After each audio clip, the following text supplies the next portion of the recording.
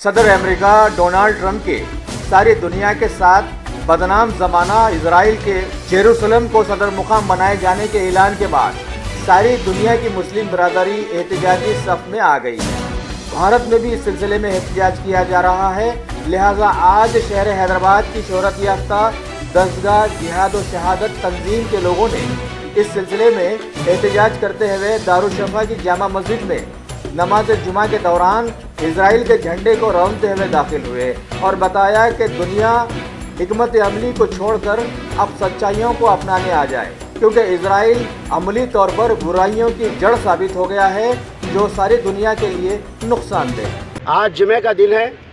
हैदराबाद की मुख्तलिफ मस्जिदों के पास अमेरिका के हालिया फैसले यरूशलेम में उसका सिफारत खाना खोलने के खिलाफ एहतजाज हुआ है और दारुशफ़ा का मैदान है। यहाँ जुमे की नमाज के बाद सैकड़ों लोगों ने निकल कर एहतजाज किया कि अमेरिका का ये फैसला गलत फैसला है, अक़वाम मुत्तहिदा की अब तक की करारदादों के खिलाफ है। बैतुल मक़दिस जिस शहर में यरूशलेम वो मुसलमानों का, तो कल इसराइल को वो अपना सदर मुकाम बनाने की इजाज़त भी दे देगा।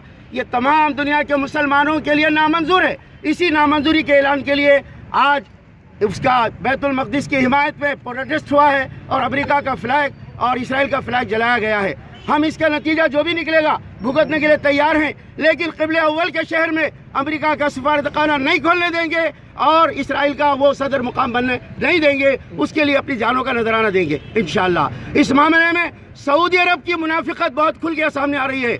हम दुआ करते हैं अल्लाह ताला सऊदी अरब के हुक्मरानों को निफाक से निकलकर तौहीद पे चलने वाला बनाए। अगर आज वो दुरुस्त होते तो ये बात नहीं होती थी और ये उनके मुनाफिकत की वजह से सब कुछ हो रहा है और हम उनकी मुनाफिकत के दूर करने की दुआ करते हैं और इसराइल की बर्बादी की बद्दुआ करते हैं और अमेरिका की बर्बादी की भी बद्दुआ करते हैं। अस्सलाम वालेकुम। सब किस बैनर के तले आपने एहतजाज किया? यहाँ पर DJS के तहत यहाँ पर प्रोटेस्ट हुआ है।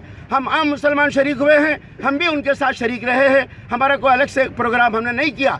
जब सब लोग करते हैं तो अलग से करने की क्या जरूरत है।